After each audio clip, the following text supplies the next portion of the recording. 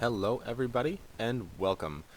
Today I'm very excited. This is going to be the third video in my mushroom trip experiences series.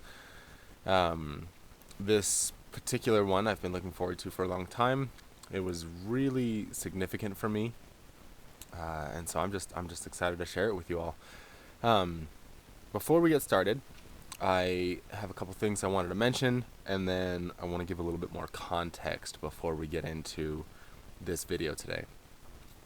First, the few things that I forgot to mention. So, in my previous videos, I explained all of the stuff that I experienced kind of as visuals and some of the other, smaller things that were like visuals that kind of correlated with thought that I was experiencing.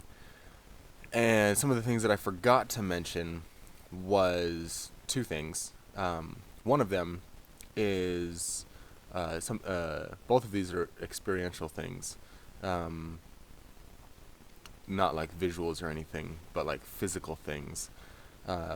First one was muscle tension.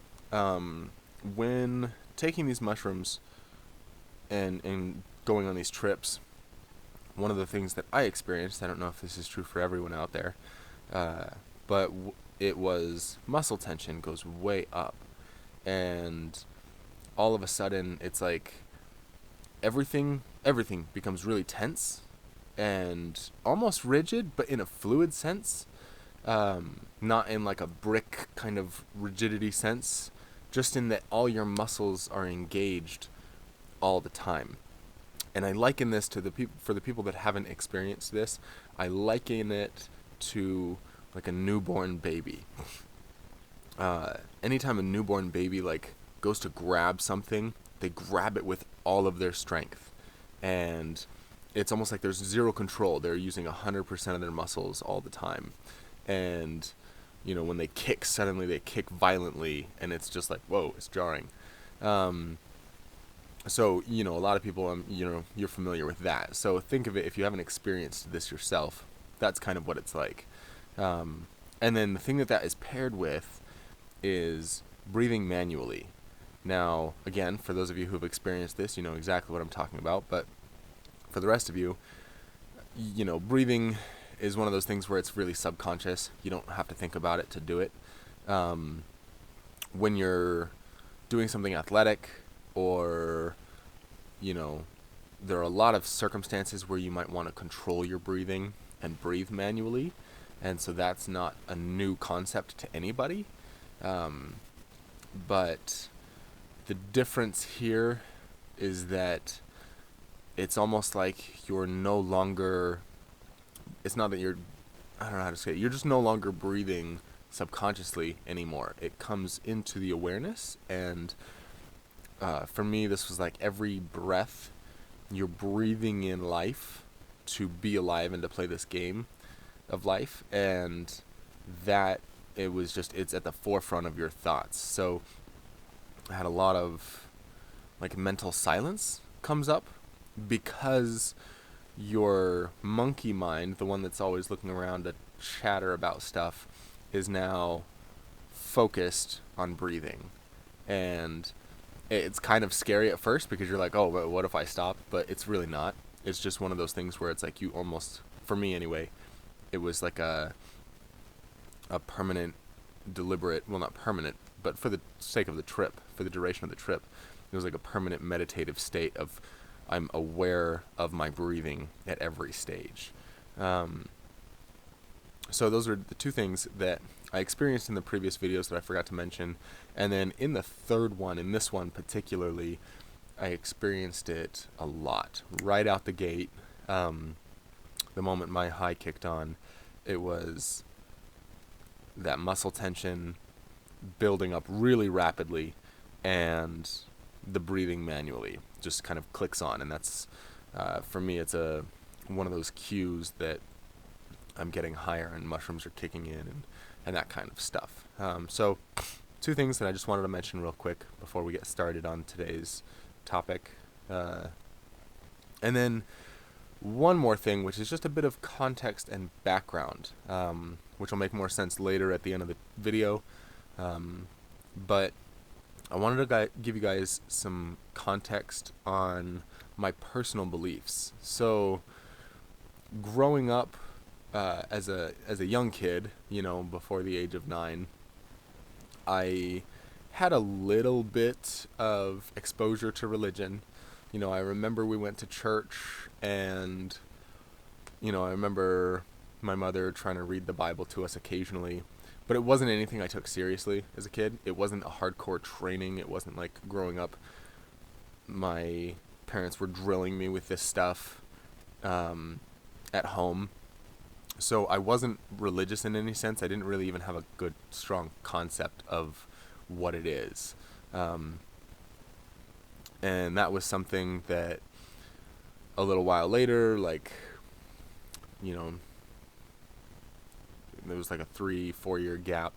I forget exactly what age, but it was a little after like age of 10 to 13, that kind of time frame, where I got dropped into Christianity really hard. And I would definitely say that during that time I was Christian. I was studying the Bible constantly. And so this concept of God was instilled in this manner in the Christian viewpoints. And a little later, after that, I got pulled out of that situation. I was no longer studying the Bible every day. I had already begun to see a lot of contradictions within the Bible and what some of the people around me were teaching. And so I was already starting to question it. And then, 14 and on, I became pretty hardcore atheist. Atheist, scientific materialist. Nothing existed but matter. And, if you couldn't see it or experience it, or detect it in some scientific way, then it didn't really exist. And then throughout, 16 and up, that started to get questioned a little bit. And as I went, it slowly shifted into a more spiritual understanding, not religious, not dogmatic, but just realizing that maybe there is something more than just cold dead matter that springs life somehow miraculously, and that maybe there is more to life itself, and not just like life on this earth, but I mean life beyond having a body even. Starting to question things like out-of-body experiences. How can you have an out-of-body experience if your consciousness is housed in the brain? Started looking at things more like brain filter theory, seeing consciousness as more of a field and less of a spontaneous phenomenon of organization of matter, and seeing the brain as not the source of consciousness, but the filter of consciousness as it is put into the body. And like a reducing valve. And because it wouldn't make sense to have something that was, super enlightened with a cosmic conscious state on Earth all the time. You become prey and just be eaten by your predator really quickly. It just wouldn't last long. So you have to be filtered down to this animalistic survivalist state until further growth and development of consciousness can be explored. So these were kind of some ideas and a short, brief backstory of my religious and spiritual sense as I grew up and as I got a little older, before experiencing these mushroom trips. And then I think these mushroom trips really just kind of helped broaden that a little bit. But I wanted to say that specifically before this video, and you'll see why at the end or middle. But anyway, with that out of the way, I guess before we get started, as always, I don't condone doing anything illegal. Be safe out there. I don't take responsibility for any fuck-ups that you guys take. This is just here for educational purposes only. So I hope you get something from this. And yeah, let's dive right in. So this was my third trip. And not my, like, if you've seen my previous videos, you know that I had 2 other mushroom experiences before this that were not part of the 3 that I'm counting. I had one where I did them in town with some friends, and it was very dull, very boring in that sense of, in relation to these 3 videos that I've done. And then I had one where I split an eighth of an ounce, or 3.5 grams. I split it between me and my girlfriend, and we had a great time. And that was actually far beyond the little walkabout trip that I had in town with a full 3.5 grams to myself. And so this, I don't count those 2, but as far as the 3 main ones, these ones are all done up at a cabin in the woods, my friend Sage's cabin. And this 3rd one was by far my greatest, most intense, most terrifying experience yet. And but not a bad trip. For those of you who are, afraid of doing this kind of stuff because of a bad trip, I was a little bit afraid before my first mushroom trip, anxious, more like it, and didn't want to become afraid during the trip, but I also didn't experience anything that made me afraid. Actually, you feel really good, really euphoric, really happy, and my mushroom trips built on each other. So with each trip that I got, they got more and more intense.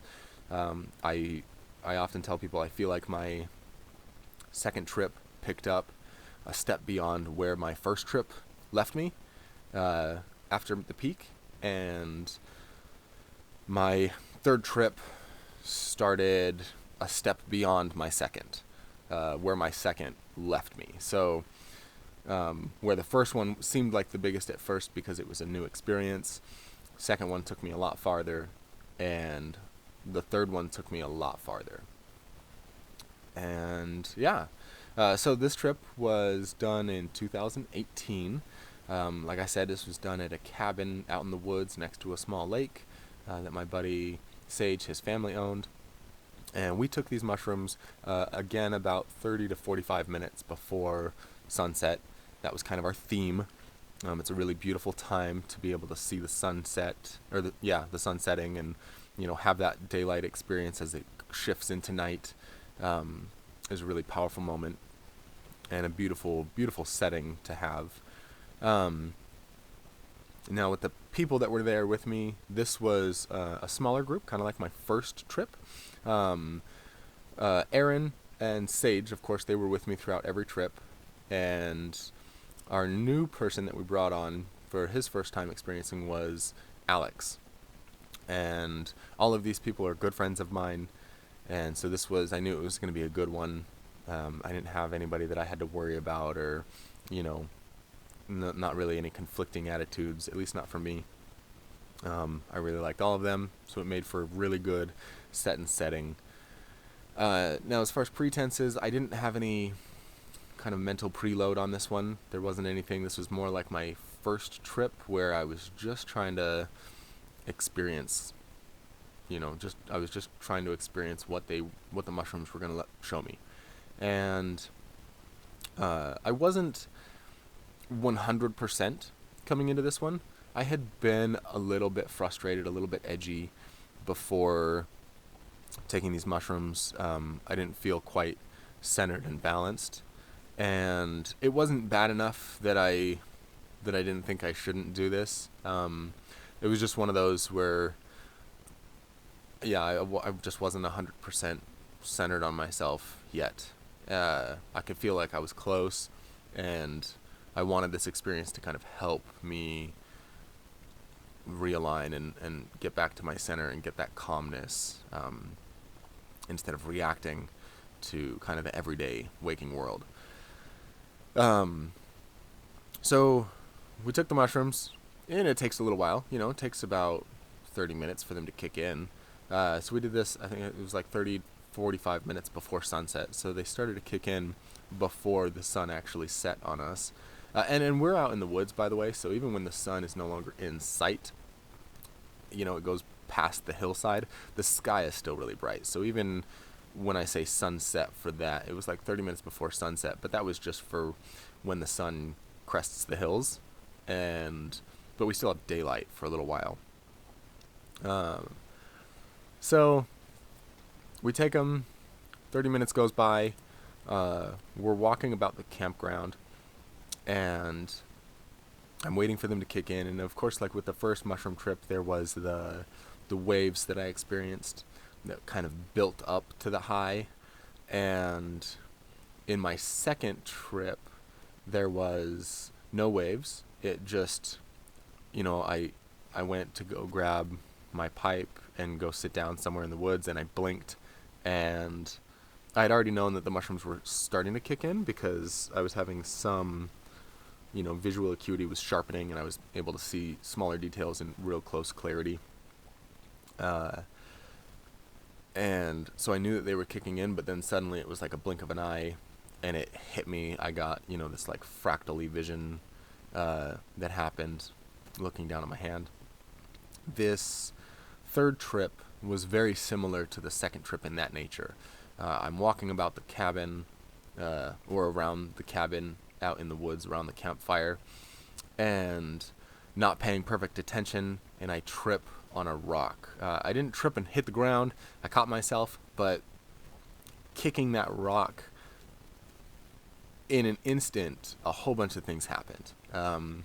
First, because the high was building, it felt more like the earth tripped me on, like, not like, I know it was my laziness and I wasn't paying attention, but the sensation of being tripped, it felt like the earth just reached up and caught my foot and stopped me from, stopped me from where I was walking, like, hey, pay attention, and tap me.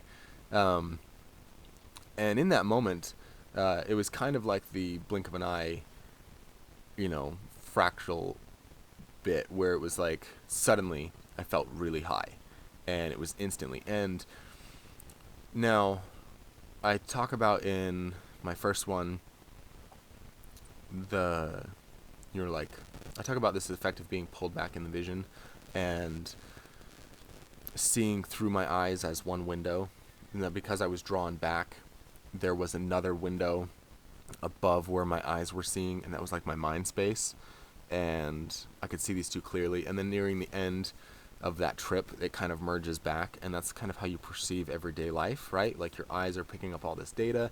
When you have a thought, you see a mental image in your mind, and it doesn't like powerfully overlap your vision. It's just there. You can see it. I don't know how to explain that better. But what happened in this one, it was almost like having,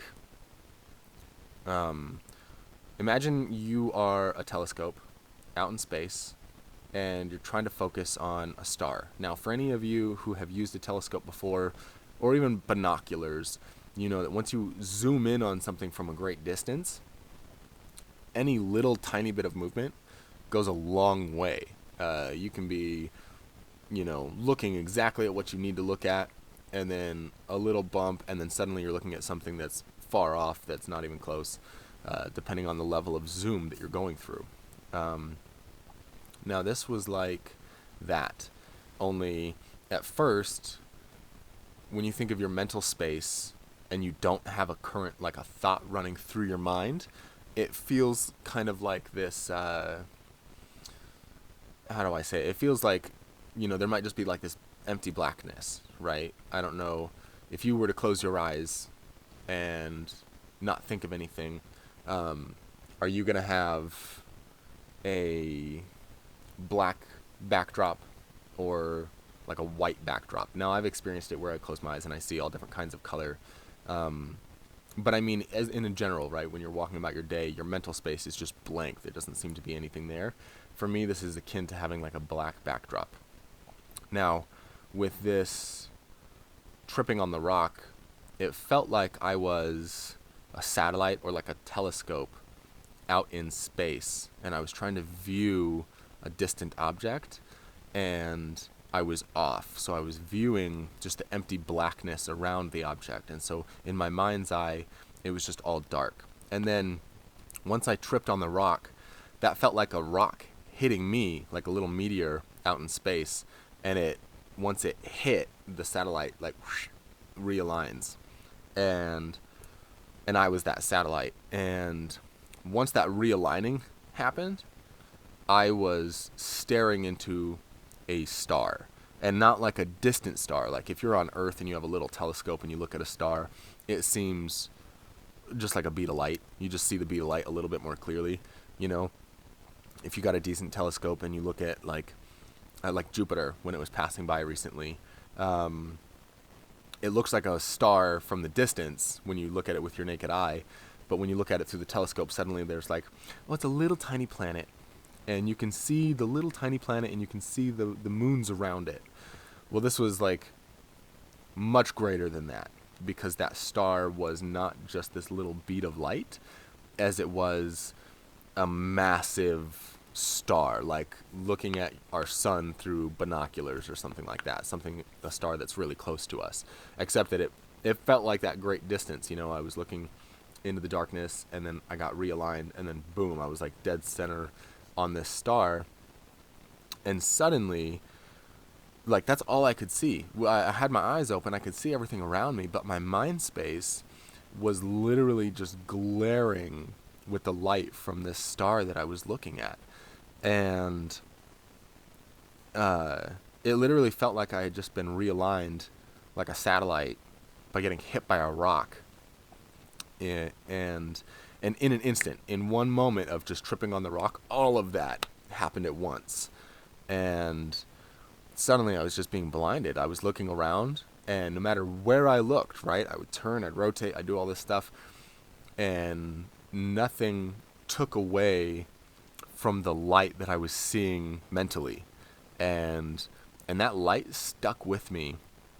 And this is probably the very interesting bit for me. That light stuck with me for almost the entire trip. There was one part near the end that we'll get to that it had started to fade away from. But yeah, that star stuck with me for the rest of the trip, basically.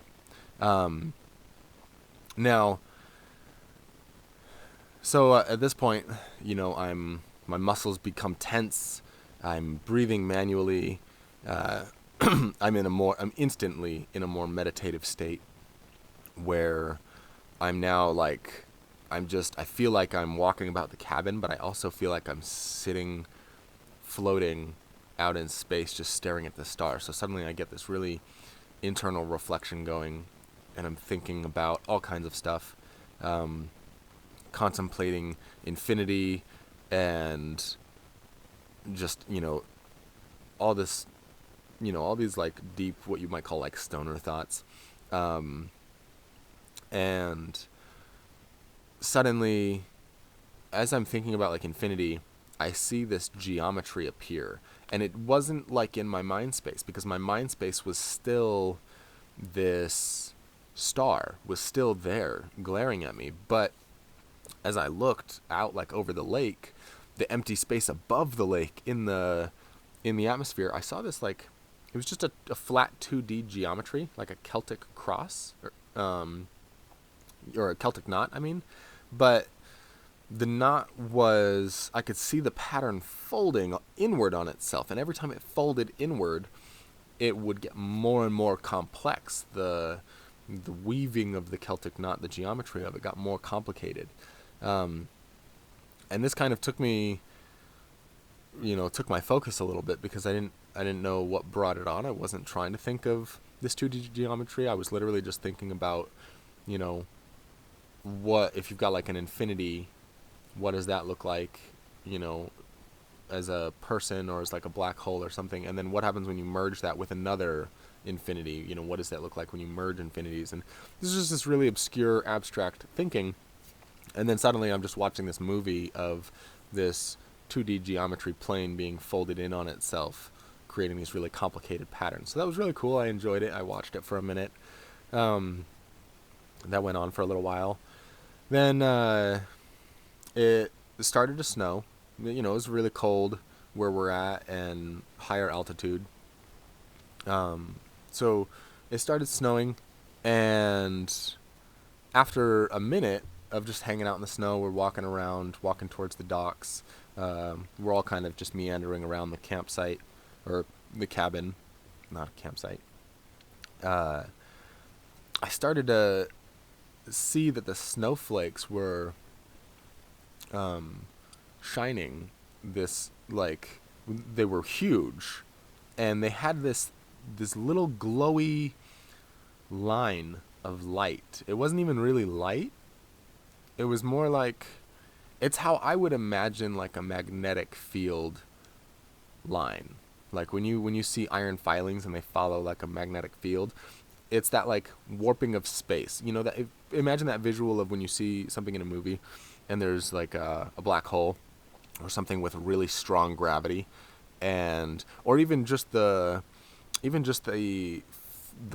warping of imagery above a campfire.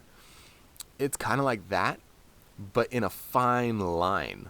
And I was noticing that all of these snowflakes were following these lines, and I could see dozens and dozens of these lines just going vertical straight up out of the planet and up into the sky, or vice versa. But these snowflakes were tracking these lines, and at first I thought they were separate, right? I thought they were two separate things, that I was seeing these lines and then it was just snowing. But then I noticed, no, the snowflakes were actually sticking to these paths of following these lines. And that was really interesting because I turned it into a game where I was literally dodging snowflakes because I could see the path that they were going to take. And that was a lot of fun. It was really random. It kind of reminded me of, for those of you who have seen the movie Donnie Darko, there's a point where he's in his house and he's like tripping, and he's sitting on the couch like watching TV or something, and this little ball of light comes bouncing through his living room, and it bounces through the living room and then traces off back towards the kitchen, and then like a half second delay or 2 second delay behind that ball of light was his little sister, and she comes skipping through the living room, and that ball of light was like centered on her torso or something, and it was like she was the ball of light. It was just he was seeing the events before they occurred, except that it felt more like, because it wasn't like each snowflake had its own individual line. This was the weird part. So it was like Donnie Darko in that sense, but it wasn't, because it wasn't like every snowflake had their own line that it would appear and then I would see that. It was more like these lines were constant and the snowflakes happened to be just falling along those lines, and that's what made me feel like more like the magnetic field lines instead. And I don't know what it was. I don't know how to explain it any better, but that's what it felt like. Those were my thoughts on it. Thought it was kind of cool. So we're down by the dock and, just hanging around, enjoying the snow. Huge frickin' snowflakes. It was awesome. And then a little while later, Aaron and Sage had worked their way up into the trees closer to the cabin. And so I follow, and Alex was behind me. And not Alex, but Aaron and Sage were in the trees, and you can hear them laughing. So I follow the sound, and I meet up with them. And meanwhile, keep in mind, the whole time, that star that I was looking at is still right there. I wasn't able to shake it. By this point, it just was more normalized. I could focus a little bit more on the stuff around me, but that light was still there. So I could see within me, or wherever this was. It was in my mind space. I'm just staring at this star. And so I get up to Aaron and Sage, and they're out in the woods. They're laughing, having a good old time. And I walk up to them, and I'm looking at them, and they look up and start giggling. And I get curious, of course, so I walk close to where they are at, and I look up. And then this really intense experience hit me. I look up, and similar to how in the first one, when I got pulled back in my vision, my actual vision itself feel like it turned into this window.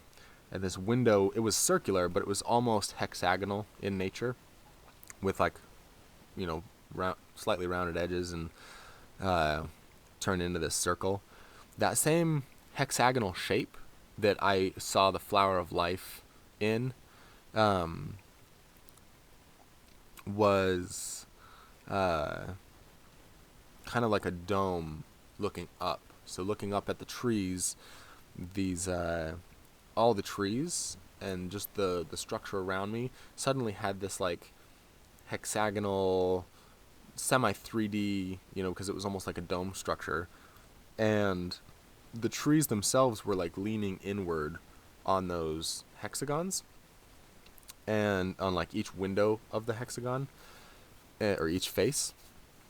And looking at the trees, I suddenly got this really happy feeling where I felt like I could sense them, and it felt like to me that they were happy for me.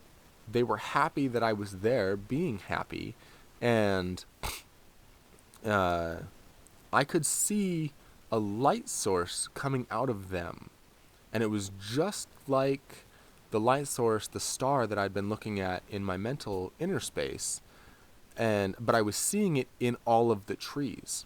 And so I looked up, and all of the trees that surrounded us just had this glowing point of a star inside of them, and they were like open and casting that light out onto me and onto us. And it was just this very beautiful moment where it was like the trees were literally shining this light onto us, and it was their own inner light. It wasn't like a reflection of the light coming from the atmosphere bouncing off them and hitting us. It was literally like they had their own inner star that was shining down on us. And I remember like having this moment where I'm looking at their star and I'm seeing my star, and I realized that I have my own inner light, and that's must be what I was looking at, and it's shining out. And so just by being here physically, although when you look at someone you don't necessarily see that inner star, there is. And their light is shining onto you and your light is shining onto them, and there's this interaction between the two of you. And that's what I was experiencing with these trees. There was this sharing of light. We were each sharing our light with the other, and they were happy that we were there to breathe their air, and happy that I was happy that they were there to breathe mine. And it was this very interconnected and just feedback cycle of sharing breath, sharing awareness, and sharing inner light. And up to this point, if you had asked me, if we had a talk about inner light, I had zero context for the reality of that situation, right? I would have tried to hold a conversation about what my point of inner light would have been, maybe like the consciousness, but not this physical, literal inner light. And that's what was kind of weird. Experiencing all this in that moment just collapsed all of that, and suddenly I had context for understanding that phrase, inner light, right? I think everybody kind of takes their own understanding of it to the best that they can for the knowledge that they have. This took all of that knowledge that I had and really showed me that I knew nothing, and dwarfed it into one moment where I was realizing, no, there is a literal inner light of life that shines through all beings, and plants, animals, all this kind of stuff, matter in general, just even what scientific materialists would call dead matter. All of it has an inner light aspect to it. It's all light. And actually, this would have been a good point for a quote. There's I believe he was a quantum physicist. Somebody, I'd have to look it up, has a quote about matter being frozen light. I just remembered, but I don't remember who said it, and I don't remember the exact quote. We won't detour anymore. But anyway, so I have this intense feeling of sharing this inner light with all the things around me, looking up at these trees, and I had this sensation that the trees were literally telling me, everything is here for you. And not like me, Justin, this avatar, but as me and you, us. Everything in this world is here for us to experience and to share, and we just have to see it. And I was seeing it. This was really intense. And during all of this, it kept building. The intensity of this didn't stop with just that. This was like just the start of it. And I was feeling this intensity of sharing this and that everything was here for you. And then suddenly, like a memory, and I mean that, like it was like a memory. This was not like an aha realization. This was more like an, oh yes, that's right, I remember now. And this thing hit me all at once. And this is why I gave you guys context about my personal beliefs in the beginning. I had this I remembered that I am God, and that we are God. That's what we are. And that's what this like conscious awareness is that brings us to, the level that we're at. Even as there's stages, right? You have like sentience is just the ability to experience qualia, have feelings. Dogs, cats, fish, even plants are sentient. And then consciousness is that stage that allows for metacognition, future thinking.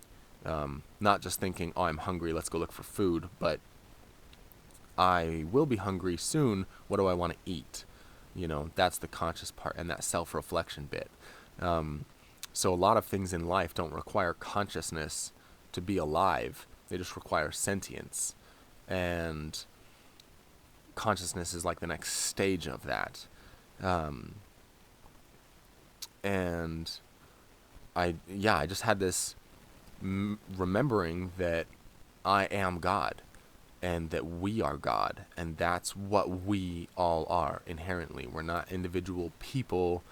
The body is perhaps something that's temporary, but your consciousness, that's which makes you awake, that which brings you to life, the mind that you have, that's infinite, and that persists. And I knew that I was just waking up to this fact, and my being here with my friends was a blessing, because I realized that I had found people in this life that I connected with, and that is the whole purpose of this, was to experience and to reconnect, right? And the reconnecting is part of that, like becoming whole again. And part of this experience of remembering that I am God was also remembering that we decided to divide ourselves from unity and fracture ourselves into infinity, so that we can experience this culminating of coming together again. And that's, this coming to an omega point. And, I knew that I was me, I was the tree, that we're our own separate entities as far as the physical material space goes, right? Justin is not that tree. Justin is also not Aaron, the vehicle Justin, right? This body. But the mind, that which makes me who I am at this moment, is an infinite piece. It's untouchable. And that's why, you have out of body experiences. You don't need the body to have a mind. And again, I'm forgetting a lot of good quotes that could be dropped in here, but check out my Instagram. You'll see I've posted a lot of pictures of quotes from quantum physicists and people that study matter, people like Niels Bohr and stuff, where they talk about, matter arises from mind. Something brings matter to vibration, and whatever that something is, it's not material.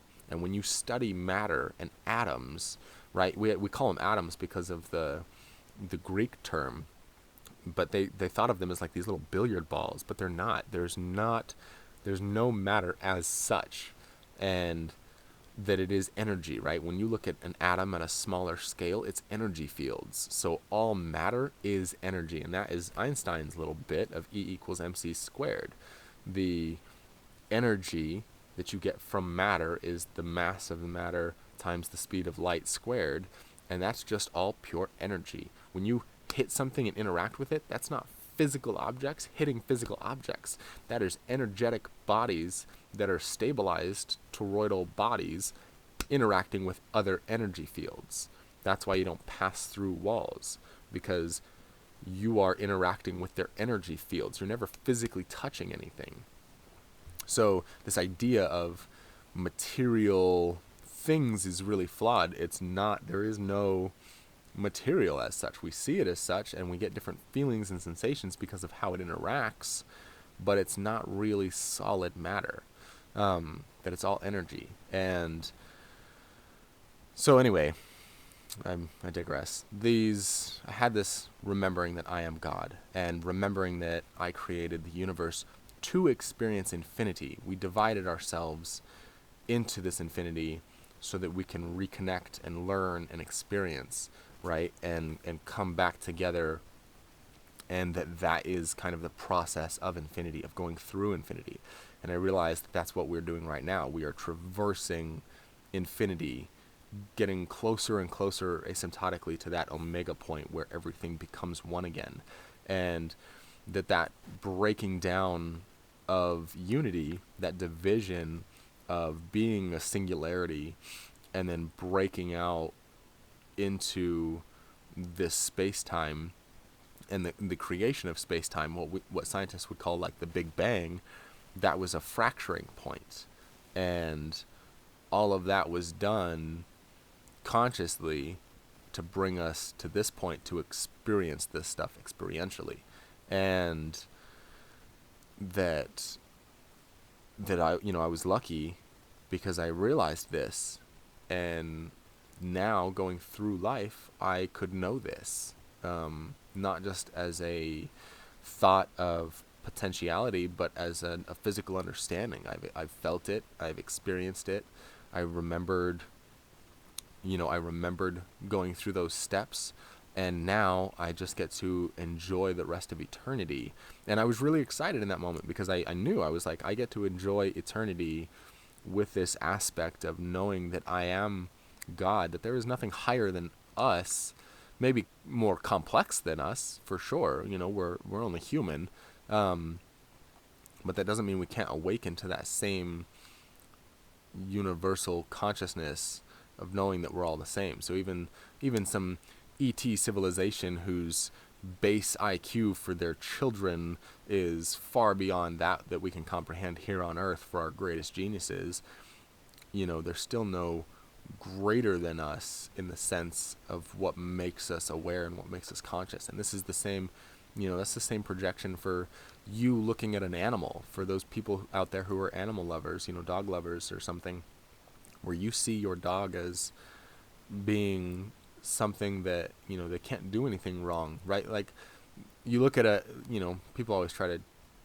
put it towards this argument of right and wrong, and then they're like, well, nature doesn't give a fuck about you. And it's like, well, no, nature has a process to take, right? Evolution has a process to take. Things have to evolve, they have to be stable, and the body part of that is just the first stage, right? So a lion, the morality of killing doesn't exist to a lion because it needs to eat. That's its life or death, Now as we get more aware, we have to rise to the occasion and say, hey, I don't necessarily need to kill all this stuff to eat, but life still grows from other life. Even a vegetarian or a vegan, somebody who refuses to take the life of an animal, all they're doing is refusing to take the life of something that's closer in consciousness to them. A plant is still aware as far as like a sentience goes, right? There are trees that can tell when predators are nearby, and if it's a predator that eats the leaves or something, they can change their internal chemistry to make the leaves more bitter and more distasteful, and they can send out a signal through pheromones to other trees to warn other trees that predators are in the area. And so, plants are sentient. which is just a stage of awareness. And so life feeds on life, but all is life. That's kind of the point of all this, right? Even what scientific materialists would call dead matter, it's not dead matter. It is life, it's energy, and that's what it is. And anyway, again, I digress. So I had this strong experience of remembering that I created the universe, and when I say I in this case, I do mean we. I do not mean I as in Justin. This body is material in the sense that it's not material but temporary. This body is a temporary thing. It's like a vehicle. Over time, the vehicle gets worn out, it dies, and you gotta leave the vehicle and get a new one. So I had, for the rest of the night, until we got back into the cabin, and a lot of time passed. This was, a fair amount of time passed, experiencing this state, and I was just caught in this bliss of oneness with everything around me. And I remember standing around the fire and just wondering about eternity and wishing that I could take this aspect with me, because you get that feeling of what happens when the mushrooms wear off, and I really wish that I could keep this aspect with me for the rest of my life. And a part of you does, but it's not the same, and it's kind of sad. And that's another thing, that's something I forgot to mention. In that moment where I remembered being God, and I remembered that my friends are also just me from another viewpoint, there was a brief memory of sadness, because it was being alone. And if the only thing in the universe is you, that's really lonely. And that's kind of, I think, the point of the fracturing infinity into space-time, right? For those people that say, well, why would that happen? Any one thing forever would be hell, right? If you were, take the Christian viewpoint, when you die, you go to your, this heaven or whatever, and it's this ideal place where you're never sick and you're forever young or whatever, and you're stuck in your human body. That's hell. You're experiencing the same thing all the time. No variety, no change, no experience of life. And it would just be one nightmare that you couldn't wake up from. So I think that's the thing, you have unity, and when all is you, and you experience that for a near infinite amount of time, then it can be lonely, right? Nothing changes. And so fracturing into infinity, although it's scary and it's sad to divide yourself, you get the experience of coming together again. And so there was, when I recognized this, when I had this memory, it was very much a loneliness feeling, but then I remembered, like I just said, that was the point of dividing, so that we can come back together again, and we can recognize who each other, who we all are, and we can experience that unity of coming together again. So it's not really that sad. It's actually a good thing, and it might feel sad, but that's kind of the point of it, right? That is the essence of it, is to keep change and to keep movement. Movement is the essence of it, change.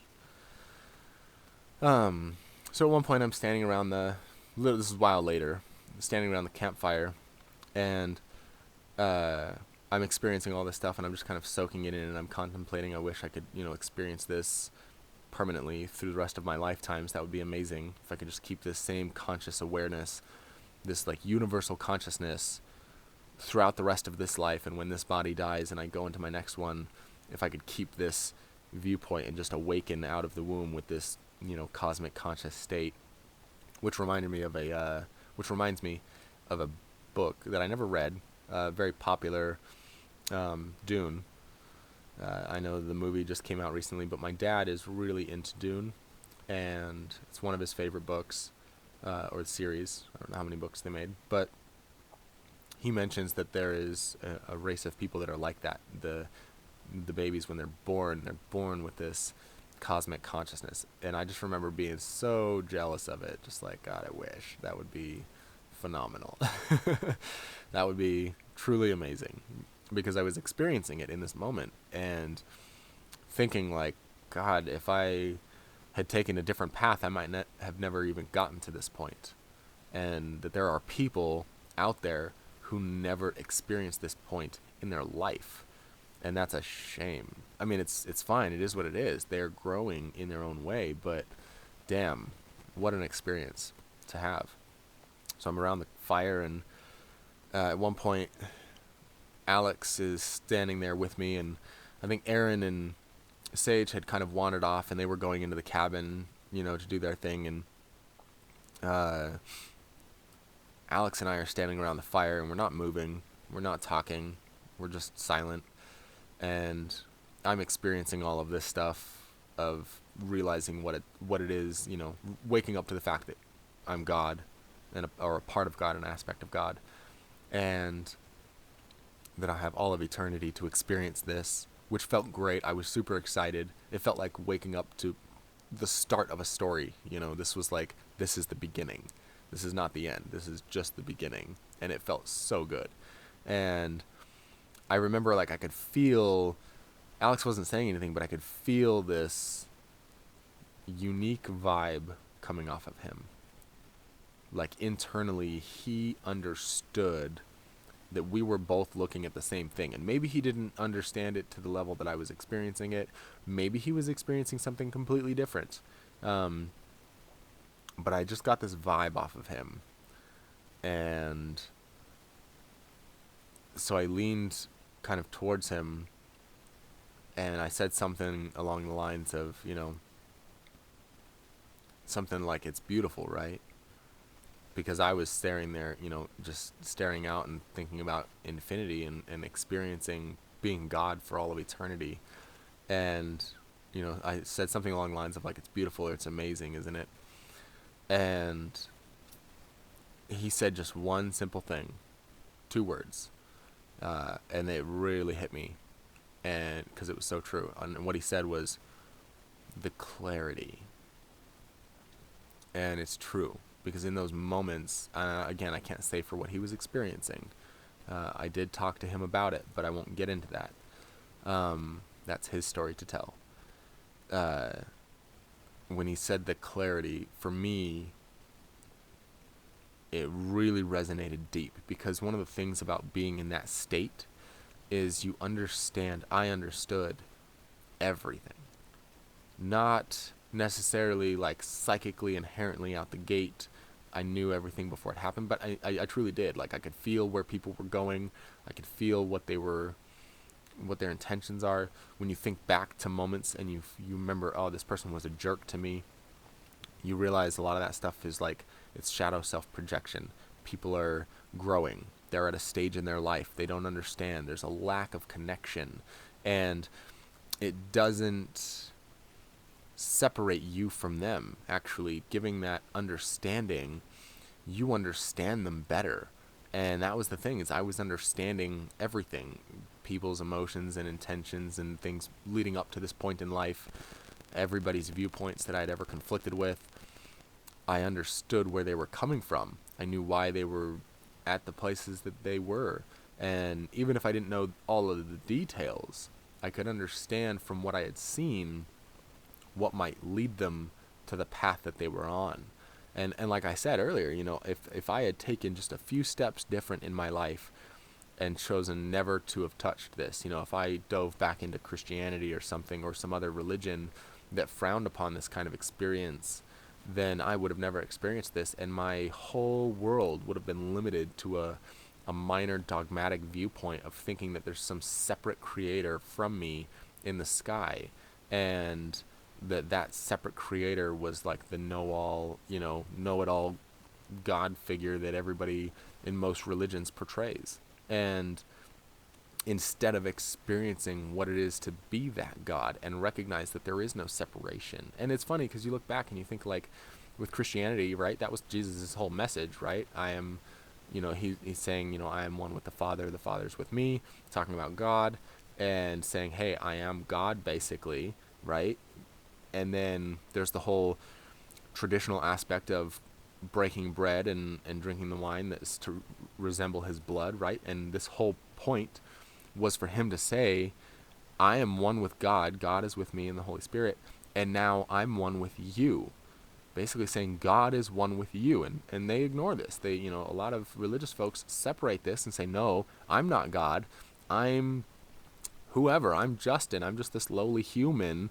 I can't touch that. And I got to be really careful as to what I say or do. Otherwise, I'll be punished for eternity. Or, I won't go to as good of a heaven, than I could, for like Jewish folks that don't believe in a hell and all this stuff. And it's like you're separating yourself from the Creator. You're putting yourself less than all of that, and that's wrong. You're cutting yourself off from your birthright.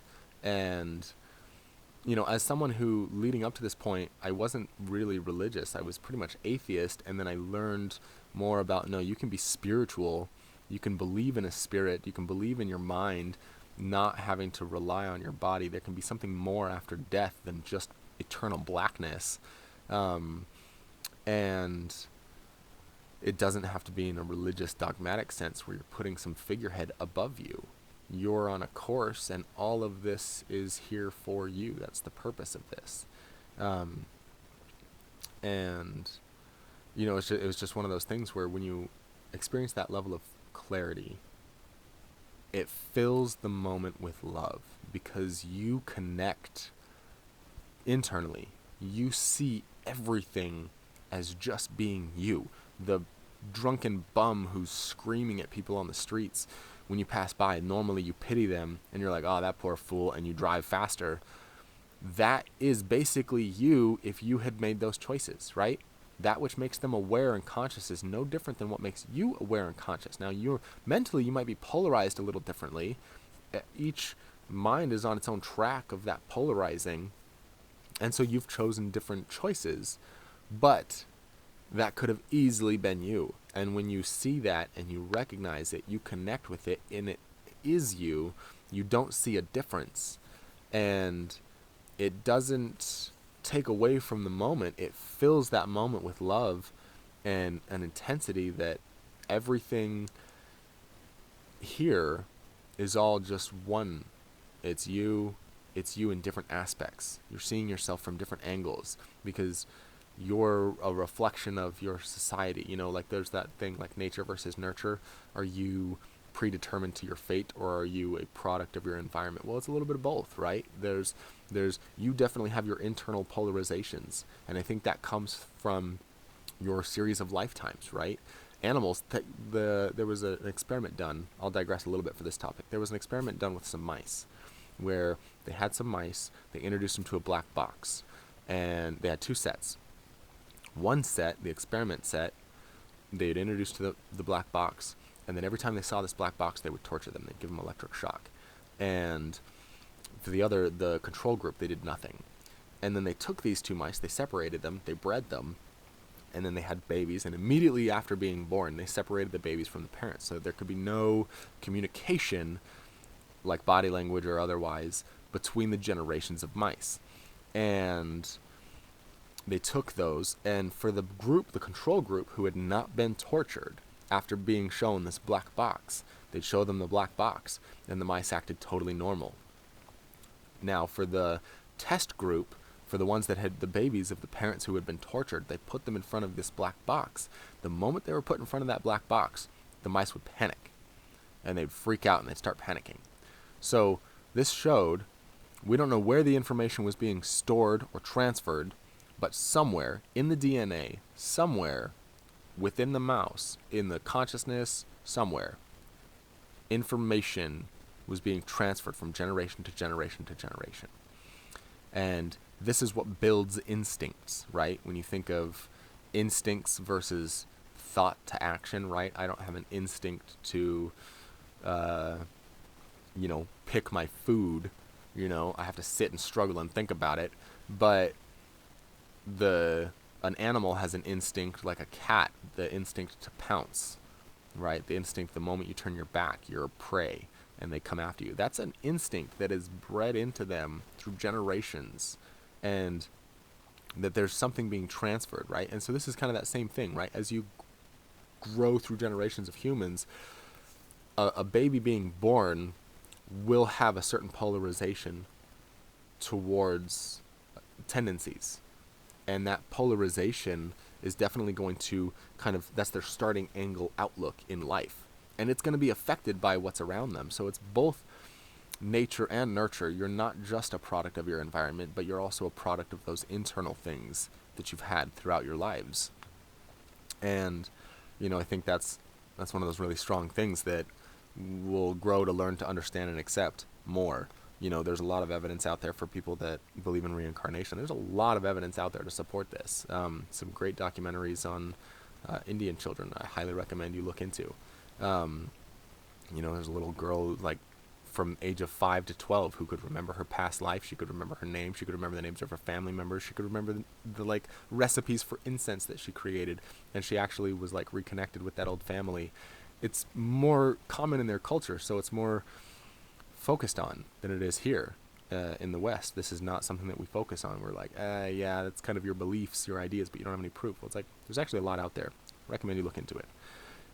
Anyway, getting back to the trip. So Alex has this moment, says this thing about clarity, resonates really deep with me. Aaron pops his head out of the cabin and says, hey, you guys, it's snowing on us. He's you guys need to come inside. It's fucking freezing out. It's late. It's dark. You guys need to come inside. So, I think one of the things is both Alex and I felt fine. One of the things that I experience when I'm on mushrooms is being like a heat source. That internal star that I was seeing throughout my entire trip, I feel like that star. It doesn't matter if you're in space. I know space is cold, right? Space is colder than the planet. But you're a fucking star, so you don't experience cold. So this whole time, I wasn't experiencing cold. I don't know. There was just a big disconnect. We get back into the cabin, and Aaron feels my skin, and he's like, dude, your skin is freezing. Your cloak, I wear this Jedi cloak. I've worn it. That's my only ritualistic item. I wore it for my first mushroom trip, and I've worn it through every mushroom trip. And I love that cloak. It was soaking wet because of the snow. And he's like, dude, you need to take your cloak off and dry it by the furnace. And you need to warm up because your skin is freezing. And I just remember smiling at him with this big shit-eating grin and I feel fine. I don't know what you're talking about. But I took my cloak off, let it dry. And then once we got into the cabin, the star that I was looking at, that inner light, had kind of transformed a little bit. It was no longer so much a point of light in the distance as it was getting closer and closer, and it was kind of encompassing my whole vision. And it was similar to this feeling of when you hear people talk about, near-death experiences, and they're talking about getting to the tunnel, the end of the tunnel, there's a light. It's kind of like that. It felt like that. The light was getting brighter and it was getting closer, and it was less of a star and it was more of just a shining, bright funnel of light. And I started to experiencing these waves, these not the waves that rise over you and crash like at the beginning of a high, but like a bursting wave from within me. I would feel this explosion, almost like a star that's getting ready to explode, letting off these wild bursts, like solar flares. Yeah, very much like how you would imagine a solar flare. I was experiencing these flares, and these waves would just burst out from me radially and pass through the cabin. And I remember they were really intense. They started off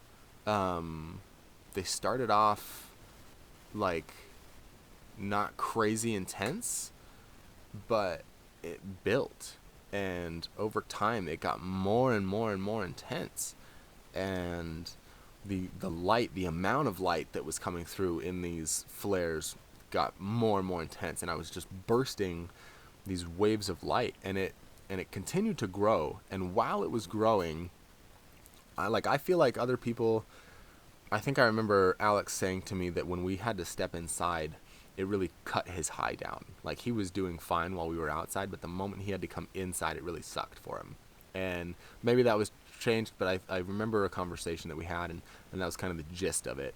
And I know that usually around this time, like, everyone else seemed to be calming down. Aaron gets really giggly when he's on mushrooms, and he was calming down a lot. I think Sage was too. I don't know how they were in their high exactly, but I know for me, it was climbing. I was not coming down. Whereas in like my first trips, this is about the time that like I kept pretty even highs until I falling asleep. And on one of them, it did come down a little bit. This wasn't anything near that. It wasn't staying the same, and it wasn't coming down a little bit. It was climbing, and it was climbing fast. And these bursting waves of light were like blasting out of me. And I got this feeling, for those of you who watched Doctor Strange, when he goes to see the monk in the beginning, she like palms him back into the chair, and he gets separated from his body, and you see like the breakdown of his stages out all the way out to his like astral form. And it felt similar to that, but less of a punch and more of a slow push. It felt like somebody or something had their hand on me. Not even a hand, really. It was like I'm like on a bed, and like imagine just rising up out of your body, except something is pushing you. So I'm standing there, and at one point I'm actually sitting down in a chair, and the whole time that this is occurring, I think like it started before I sat down, but I could feel like my consciousness, my astral form, for lack of a better term here, was being pushed slowly out of body. And it was a slow build-up, right? It started back here where I felt like I'm me, and then it kept getting pushed to the forefront of like my body itself. And as these waves of light got more and more intense, I got closer and closer to the edge of my skin, to the point where I could literally feel like I was fighting to stay in my body. And part of this was because, everybody else was still awake. I didn't want to suddenly have an out-of-body experience and just pass out of my body. And then two, I've had some experience with out-of-body events, but the two that I had were, they were mild. It was like one of them, I intentionally did it. The other one, it happened so fast I couldn't control it, but I realized even though I was out of body and I had no idea where I was, because I was like blasted off into space somewhere, I think I talk about this more in my second video, that I was still aware, I was still conscious, I was still me as like a point, and so I wasn't afraid. This was like a slow build-up of, you're going to go out of body really slowly. And a rough part is like when you don't know, first off, if you have no experience going out of body, it's scary, because you don't know, how do you find your way back? Is it automatic? What happens to your body? Are you going to just pass out? Is it going to start to die? Like, are you on limited time? What's going on? And even if you have some, like I have a little bit of experience with some out-of-body experiences, but it's not a lot. And so with that, it's like there's still these questions of what's going to happen to my body. And if you don't have an answer to those questions, it pretty much feels like you're going to die.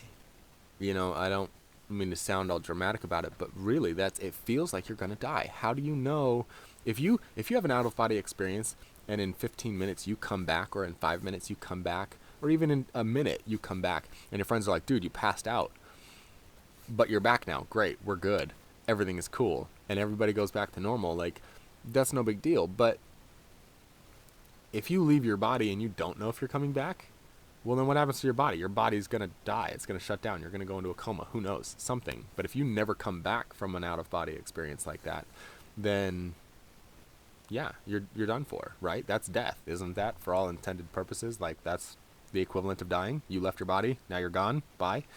So yeah, I was experiencing this like push that was pushing me out of body, and I'm starting to get all these thoughts flooding through my head, and a lot of this is ego, right? The ego wants to keep you locked in, and even though I knew I had that experience of, no, I am God, like I am the universe, I shouldn't have been afraid.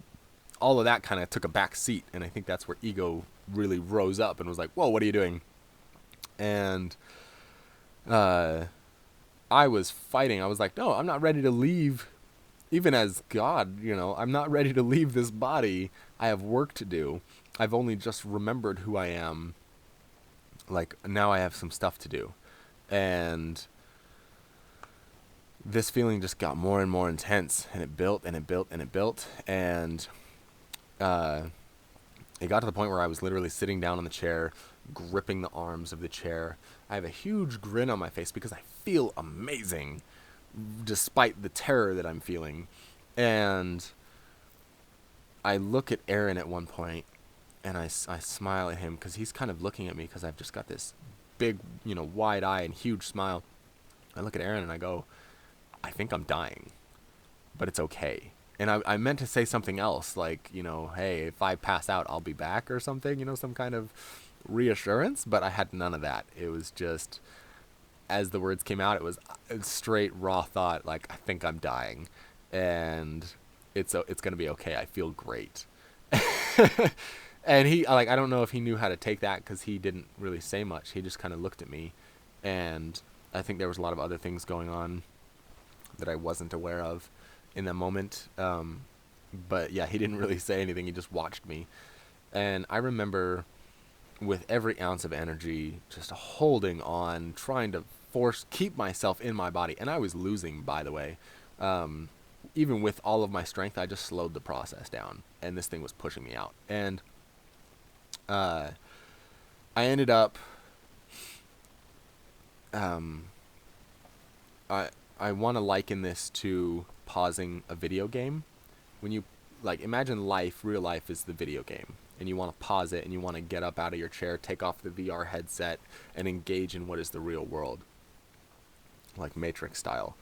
That's what this felt like, except it wasn't quick. It wasn't a snap pause, take the headset off, come back into reality, and go about your life. This was a very slow, drawn-out process, and I could tell, right, I was getting higher and higher and higher, and I knew at some point I was going to leave my body, and I could feel the energy that was being dumped into me while I'm exploding these, waves of light out of me, these solar flares of sort. I'm getting high, and I could tell that the energy that's going to take me out of body needs to bring me up here. So my body is getting higher and higher and higher to meet that energy point, and then boom, I'll unpause the game, or I'll pause the game, and I'll leave this reality. And the white light that I was seeing it had intensified to where it was all I could see. Everything was white, from absolute edge of my vision to the other edge of my vision. Everything was white. Now I could still see what was in the room, but it was like having two sets of eyes, almost like when you're dreaming and you start to wake up and your eyes fade from the dream vision to what you're actually seeing. It was kind of like that. I had like two sets of eyes. I'm seeing two things superimposed on the same screen.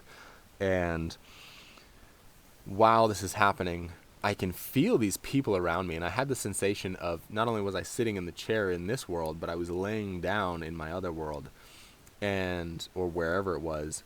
And I had this sensation of people walking around me. And I heard a voice that said, in someone else's voice, it wasn't my voice, but I heard a voice, and there was a certain level of excitement where they said, he's waking up. And I was like looking around at my friends like, who said that? And yeah, I don't know who it was. The light that I was seeing was so blindingly bright that I could it was almost like a faint shadow, but it was more like you're being blinded. So I could sense that there was someone there on this table that I was laying on. There was someone else around. There were other people around me, but I couldn't see them. I could only get glimpses of them. And yeah, I heard this voice that got excited, and they said, he's waking up. And I think that's about it was right about then that I said to Aaron, I think I'm dying. And I could feel that the energy, I needed to climb higher. And I could feel another thing too. This was weird, right? This is almost like, imagine, again, like waking up into reality. You feel like you're asleep, and then as you're waking up, you know that the energy that you're going to get from waking up and actually becoming awake in reality far exceeds that of where you're at right here, still sleeping. Well, that's how this high felt, where I could feel that my high was climbing, and it had a ways to go. It was just getting started. And at this point, I mean, I was like mind blown. This is the highest I've ever felt. I'm like, how can I get any higher? But it felt like I had breached through like that next harmonic stage where it was like, no, everything below that was just that domain. And now you've just reached the bare minimum of this domain, right? And now you're starting to wake up, and you've got a long ways to go before you're fully awake. So it was mind-boggling. I could feel how high this was going to take me. I was straight waking up into another reality, and I was leaving this one behind, and it filled me with fear, and I was fighting tooth and nail to stay here because I didn't know what I was. And I should have, honestly, like now looking back, I really should have just let go and gone for the experience personally. And if I die, I mean, yeah, that's something you have to take into account. That would suck. I don't want to leave this world, but I really wish I had gone for that experience. And again, you know, same with like my second mushroom trip. There was a point where I explained an event and I didn't go with it, and I look back and I'm like, damn it, I really should have gone for it and just experienced what it had to show me. This is kind of what I was asking for. And at a certain point, all of this gets cut off. And I mean like cut off. It felt like it just instantly, like someone flipped the switch and shut the lights off. This blindingly bright white light that I had, and the level of awakeness that I could feel that I was going to rise up to, all of that disappeared and disconnected. And I snapped into my body, and I had so much energy that like my body couldn't contain it. And I felt this experience of becoming the room, and it's like everything broke up into these infinitely fine lines and made a toroidal shape around me, and that was me, the floor, the walls, the ceiling, and then back to me. And my consciousness traversed these lines crazy fast, where I was standing, you know, at one point I was still sitting there for all of this actually, but at a certain point I stood up. But I'm sitting there, and then boom, I became the floor, and then I became the wall, and then I became the ceiling, and I was looking at the whole room as like this fractal, like a holographic cube of sorts, and I was traversing the edges of this cube, and I would come back to the center of my body, and then I'd go out on another path, and I'd come back, and I'd go out, and I'd come back, and I'd go out, and I'd come back, and I'd go out, and I'd come back.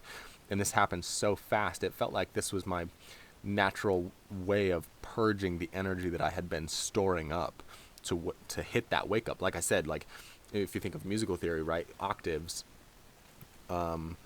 you have octaves or stages, and within each stage it's divided up into a boundary. And so this reality was one octave, and then I was waking up into that next octave, and it felt like all of that energy that I had that I was going to be waking up into got dumped into here, and it was too much. So I had to rapidly cycle through this, experiencing myself become the room and then become myself again like 100 times before I calmed down enough that I was stable, and I could hold myself back into my body. It was a crazy thing. And at one point, like I was still cycling, but I became stable enough that I was able to stand up, and I was trying to move in this reality to kind of lock in the body, and I was thinking, okay, movement might help me purge some of this energy. And so I was moving around. I stood up. I stood next to the furnace, and I was like looking around at the room, and I'm still experiencing darting out of my body, but it was happening so fast that I wasn't worried about falling over, because even when I was out of my body, I could still see my body, and I was still in control of it, and I was still a part of it. I wasn't separate. Even when I was out of my body, I wasn't separated from my body. I was still, even as the environment, I was still me. And so I felt safe. And I did this until I purged enough energy that it was okay. And it brought me down. And to speed things along, that continued for a while. My high stayed until I fell asleep and woke up the next morning. And then a while later, right, the trip was over. I woke up the next morning. I'm no longer high. I told Aaron I think that was probably the last time I'm going to do mushrooms, because I felt like I was dying. And I had this feeling of, if I do mushrooms again, I'm going to die. And that feeling hasn't left. I've just worked through it more. this understanding of like the ego and what that death really means, right? This idea of going out of body, and it's questions, right? You don't know the answer to, so it's unknown, so you assume the worst. And this was in 2018. I haven't done mushrooms since then, not on that scale. So that kind of shows you how much time this is really taken to integrate and to reflect on, and it takes a long time. So some time passes, I don't know, a couple weeks maybe, a little bit of time passes, and I had this feeling I needed to talk to Sage. I don't know why. I really wanted to talk. I talked to Alex a little bit, and he told me one little snippet, but he didn't really dive into it, which was bummer for me. I really wanted to hear more of what he had, because I feel like he had experienced something really intense also. And then same with Aaron, but I didn't communicate with them about it. I ended up going to Sage. I went to his house and I told him, I was like, I want to talk about our mushroom trips. And before I tell you mine, I want you to tell me yours, because I didn't want to implant any thoughts into him. So I told him nothing of my trip. Absolutely nothing. And I wasn't interested in the earlier parts necessarily. I was just interested at the part where we were in the cabin and I was exploding with these like solar flares, these waves, and it was like not even like a yellowish light. This was like a pure white light that was just pouring out of me.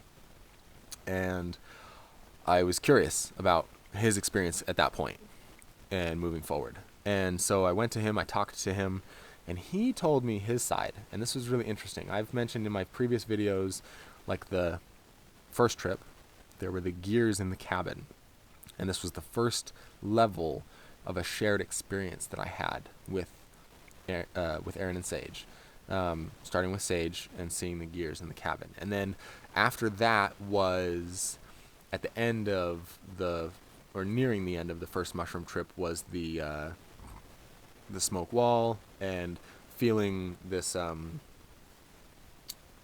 where I was rooted in space-time and I had an itch and Aaron scratched his head and then I needed to relieve the energy on my leg and I saw Sage shift. Those were like minor shared experiences.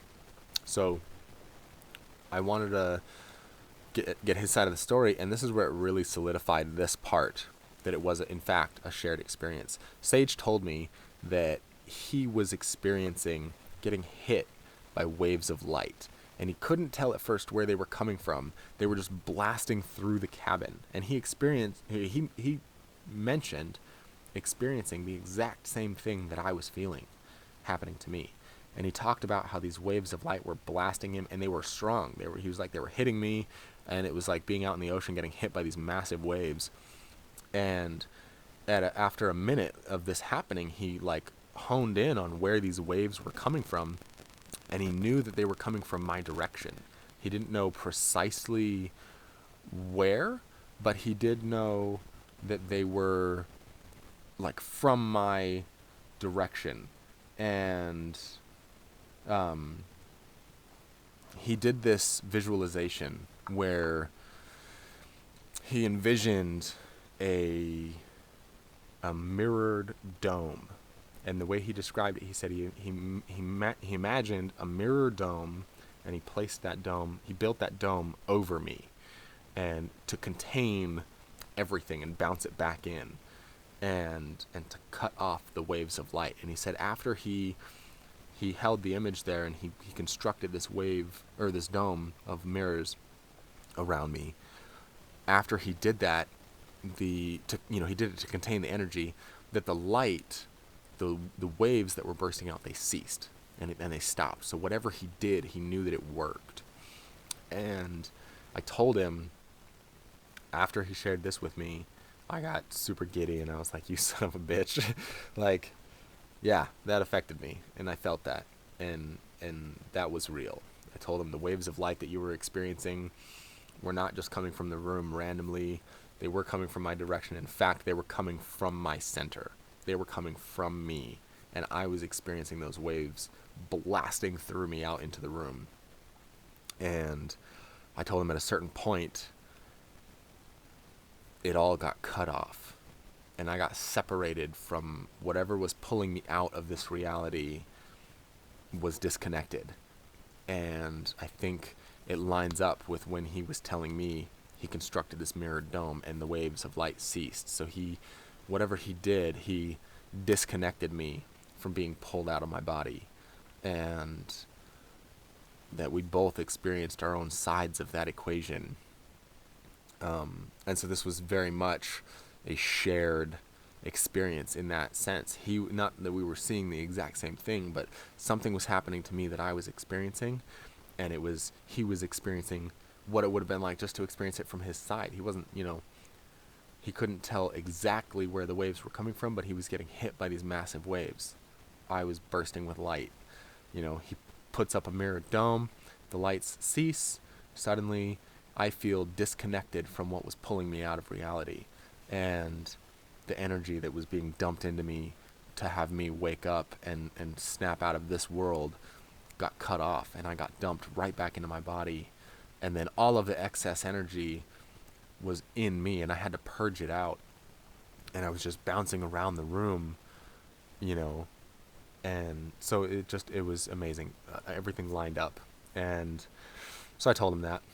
And that was like definitely the most intense experience that I've ever had on mushrooms.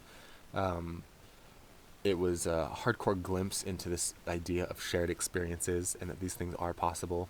Oftentimes, maybe not if people aren't super in tune, but Aaron, Alex, and Sage are all very close to me. They're all my good friends, and this was definitely an actual shared experience. And although it was a terrifying experience, absolutely terrifying, I thought I was going to die. And for months, for like a year, I was like, no, I'm not doing mushrooms again, because I'm positive that the next time I do mushrooms at that level, I'm going to die. And I haven't done mushrooms since then. I've now got over that feeling. I've kind of worked through the fear that I had in that moment. But I haven't gone back to experience it again. And part of me thinks that it will be an experience of a lifetime if I do, and I have to be ready to kind of surrender and let things go. And that's been probably the hardest part to accept, to bring myself back to this point. And the hardest part to integrate. But, it's definitely, I wouldn't call it a bad trip. It was definitely a terrifying trip. Scared the daylights out of me. And I really did think I was going to die. And it was a fantastic trip. It was hands down the most amazing thing I've ever experienced as a human being on this planet. I think the only 2 times, the first time that I did a meditation to go out of body and I successfully pulled myself out of body, and then the first time that I meditated and I truly felt samadhi, which is, it's just like an enlightened state. I did a meditation where in meditation, you depending on the meditation type, one of them is just trying to be calm and find this stillness and this like light of awareness within. And I had an experience like that where I wasn't putting any effort into it, and everything went totally silent, and I felt truly amazing. And it was this point of like a glimpse of kind of what I experienced here. Just a glimpse, but it was done purposely and through meditation in my regular waking world, in a sense. That's the closest I've ever experienced to this kind of thing.